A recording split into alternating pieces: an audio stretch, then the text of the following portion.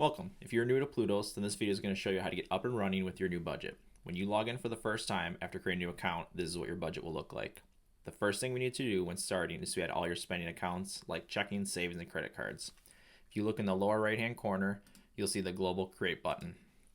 From here, we can add everything we need for our budget. Before adding an account, you should decide if you want the account to be linked or unlinked. If the account is linked, the transactions will be automatically pulled in, leaving you just to categorize them. If the account is unlinked, then you would just enter the transactions in manually. There are pros and cons to both methods, and you can at any point change your mind by linking an unlinked account and vice versa. The benefits of a linked account are probably pretty obvious, but having the accounts linked will help you make sure every transaction is tracked and accounted for by being pulled in automatically when the transaction is posted at your banking institution. The con is there's usually a delay on when the transaction will be posted by a day or two. This really shouldn't cause too much of an issue, but something to take in consideration if you're budgeting with a spouse or another person, as if they are unaware of the transaction, they could think there's more money in a category than there actually is. The benefit of an unlinked account, in my experience, is it causes you to be more engaged with your budget, as every time you spend money, you should be entering the transaction right away. This also causes your budget to be more accurate on a day-to-day basis. The con is, as you can imagine, it can be more tedious having to enter every transaction in manually. That being said, entering a transaction is quick and easy. There's also a third option, and that is to do them both. Having your accounts linked and enter the transactions manually every time you spend money. This can act as a safety net if you forget to enter a transaction. When a transaction is posted, you can quickly and easily see if it has been entered or not. When first starting to budget, I would recommend having your accounts be unlinked, as it will cause you to be more engaged with your budget and you can better understand the mechanics. Remember, you can always link an unlinked account at any time. All right, so let's dive into the budget. So to start, we're going to add a couple of accounts and we're going to have one of them be linked so that we can demonstrate how to add posted transactions to our budget.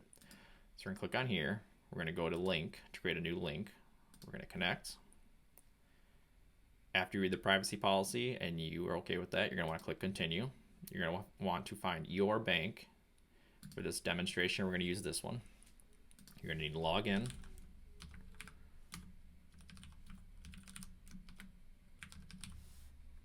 And then click submit. And then depending on if you have multiple accounts or just one, you can obviously check whichever ones you need. For this demo, we're just going to click on one checking account. All right, so it was successfully created. So now we can just click done here. So we now have a link that we can set up an account and attach that link to. So we're going to come in here. We're now going to create an account. You can call it whatever you want. This is for your purposes. It doesn't matter what it's actually called by your bank. So we will just call this personal checking. Okay, the account type for this one is going to be checking. For this one, we did create a link, so we're just going to select that. And then we're going to set what the balance was. In this case, we'll just put that. What you're going to want to do is actually log into your real banking institution and find out what the actual current balance is and put that here. But for this demonstration, we're just going to keep nice round numbers. So we now have $100 in our budget, and you can see we have $100 up here that we can now allocate towards categories. But we're going to continue on and add a couple more accounts. These ones will be unlinked though, so we'll click account. We'll create a savings account. We'll call it First Bank Savings. Again, this name is whatever you want it to be. It doesn't have to be tied to anything. This account will be savings. This one will not be linked to anything. And we're just going to put in $5,000. Again, just a reminder, you're going to want to log into your real bank, find out what the actual current balance is, and put that here. And then we'll do one more. We're going to do a credit card this time. We'll just call this, and we'll just call it credit card. Again, we're not going to have it linked, and in this case, there's a balance on it. So we're going to select negative, and we'll just put that there's a $250 balance on it. So we're going to click save. Okay, so now you can see we have money in our budget. We have a credit card in here, so the balance is actually subtracted from our total balance. Ploutos Budget assumes that you're paying your credit card balance off every month. So if there's a balance on that, it's going to subtract from your total spending balance because that money has already been spent. So you can't allocate that money towards anything. When you log in for the first time, you will see your budget is pre-populated with some default collections and categories to get you started. These are completely customizable and can be rearranged any way you see fit. You can even add more if need be. Collections are used to group together like categories, and categories are used to allocate money towards a specific purpose. If you're familiar with the envelope system, you can think of each category as an envelope that holds money. So starting at the top here, we got fixed expenses. Fixed expenses are ones that happen once each month and are roughly the same amount each month. So we're going to come in here and we're going to add another category. So we're going to select category. And I like to add emojis to all mine. So if you do too, you can do on a Mac, Command Control Spacebar to pull up the emoji keyboard. And if you're on a Windows computer, you can do Windows period. So let's do that. And for this, I'm going to type in movie to search. And I like this one. So we'll do that. And we will go there. And now we need to select which collection we need to add, that we'd like to add this category to. So I'm going to do fixed expenses because I get charged every month and it's roughly the same amount each month. And I like to also order for fixed expenses the order that they happen during the month. So mortgage, rent, if that happens first, I put that at the top, and then say cell phone happens at the end of the month, put that one at the bottom. So for this, I will just go like that and put that one right in the middle. So now if we scroll down, we can see living expenses. Living expenses are everyday items that have multiple charges in a month. So we'll do the same thing here. We're going to add another one. We'll do category, pull up the emoji keyboard. Let's search for a nice little dog emoji. We'll do there. And I will just name this category as pet. Then we'll select living expenses. We're going to put this one in. So there you go. So now if we scroll down to the next one, we got long-term expenses. Long-term expenses are items that happen less frequently and may occur at an unknown or unexpected time. Do the same thing. We'll add another one here. Let's add auto insurance. So let's find a good car one. Do auto insurance.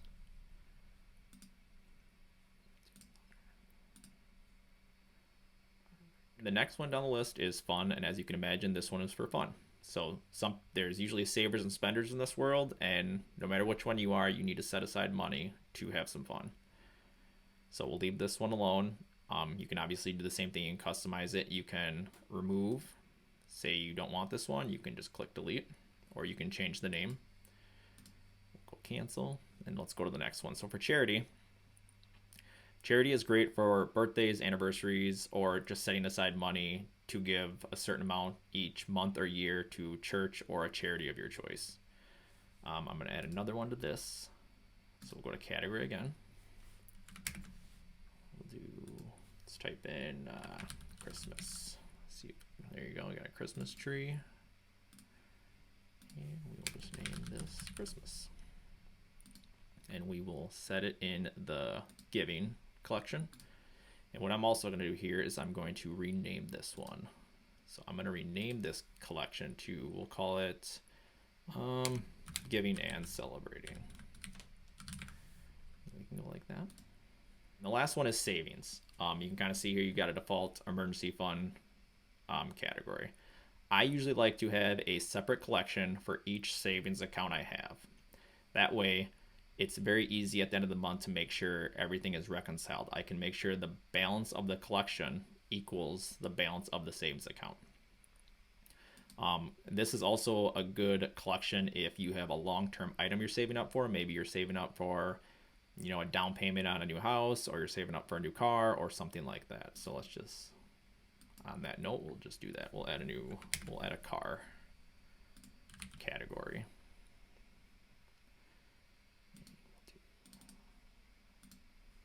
So let's just say new car. Oops.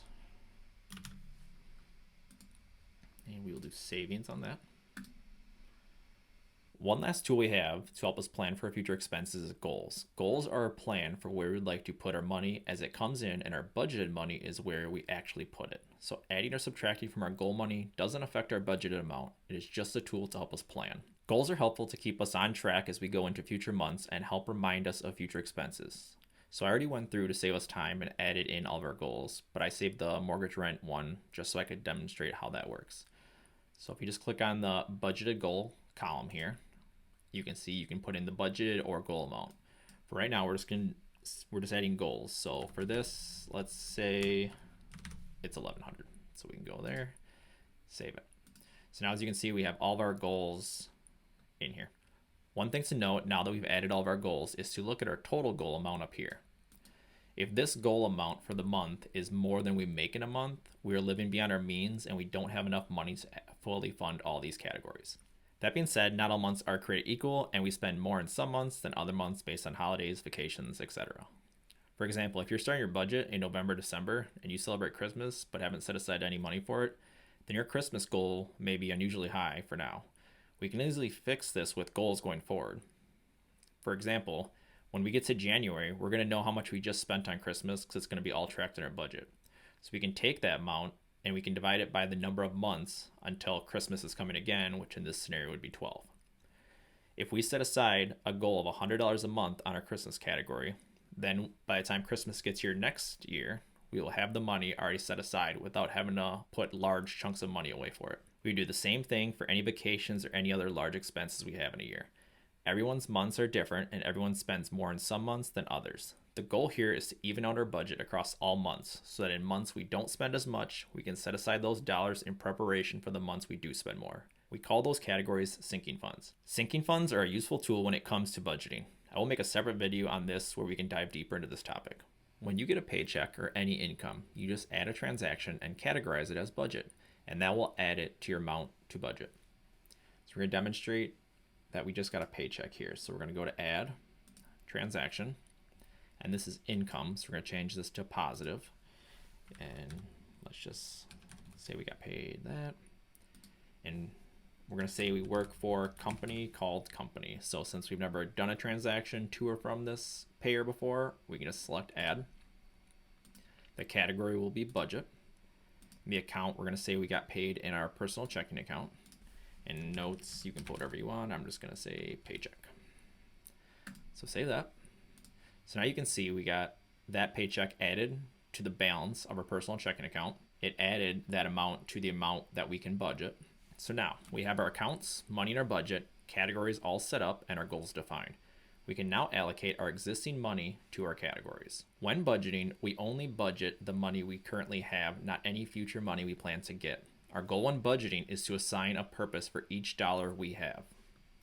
As I was saying before, I keep each savings account in a separate collection. So the first thing I will do is put the total amount that is in my savings account into a collection with the same name. So if we come to this savings, we named our savings First Bank Savings. So we do First Bank Savings. So now that tells us that the total of this collection should be the same amount of money we actually have in our real bank that's called First Bank Savings.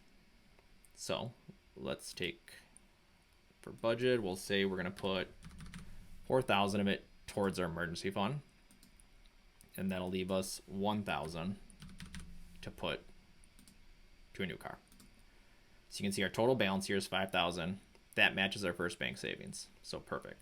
So now we have in our checking account $1,334.56, but we have a credit card balance of $250. So this minus this would leave us $1,084.56. So that is the amount we have to budget. We're going to pretend we're in the middle of a month, which actually we are. Our mortgage has already been pulled this month, so we don't need to worry about that this month. So we're just going to start here. We're going to start allocating this money towards our next upcoming expenses.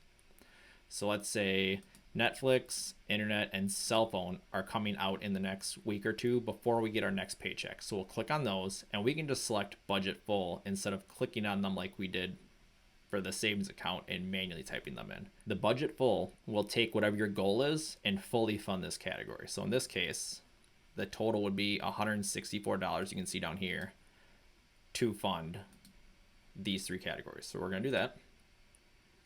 You can see it subtracted that amount from our budget amount, and it added the budget amounts here.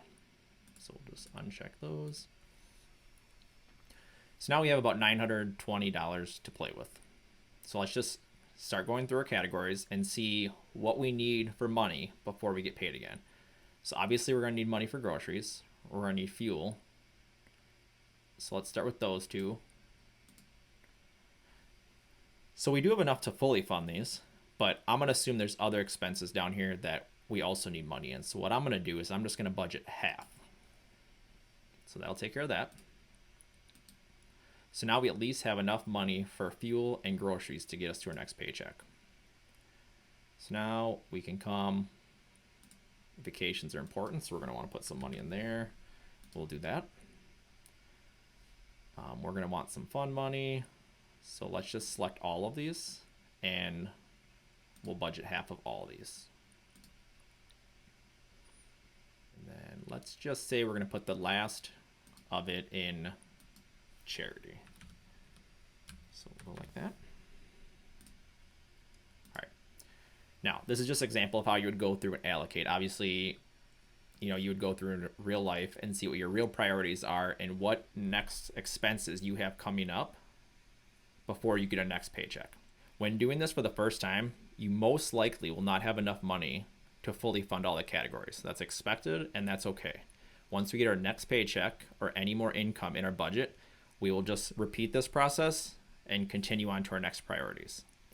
The last thing to go over is what we do when we spend money. All you do is you add a transaction.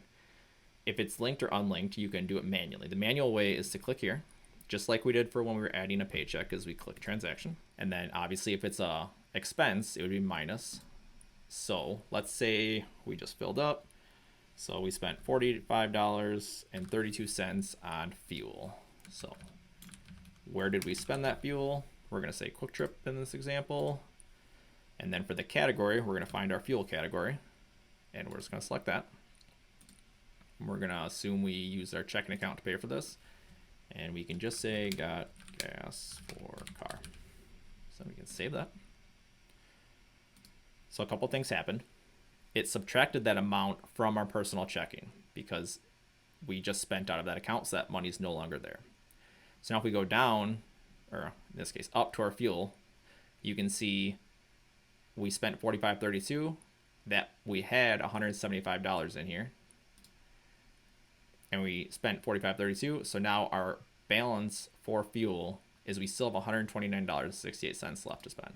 So that is how you manually add a transaction. If you have a linked account, which we do, we linked this personal checking account, you can click on it. From here, you can see your recent transactions for this month. If you have any posted or pending transactions from your bank, they'll show up here. So we do have a posted transaction. So now that it's posted, we can actually add it to our budget. So do the same thing, you click on it. The only difference between this and a manual transaction is when it's posted from your bank, it's automatically pre-populated. So you can see everything's filled out for us except for the category because they don't actually know what our categories are in our budget. So we come down here and we decide what we want to categorize it to. So for this one, I'm just going to say it was for spending. So you can scroll down so you find it, or you can just start typing spending. If you have a notes about what it was for, want to keep track of, you can put it in here. It's completely optional though. So we're going to click save here. And the exact same thing happens as before when we did our fuel. It shows up here as a recent transaction and it was $27.39. So if we go back to our budget here and we scroll down to spending, we can see right here, it took $27.39 from this category. So we still have $12.61 left to spend on this category. When first starting to budget, the first month is always the hardest because while we have an idea of how much money we spend on certain things like groceries or gas, until those things are tracked over time, we're just kind of guessing.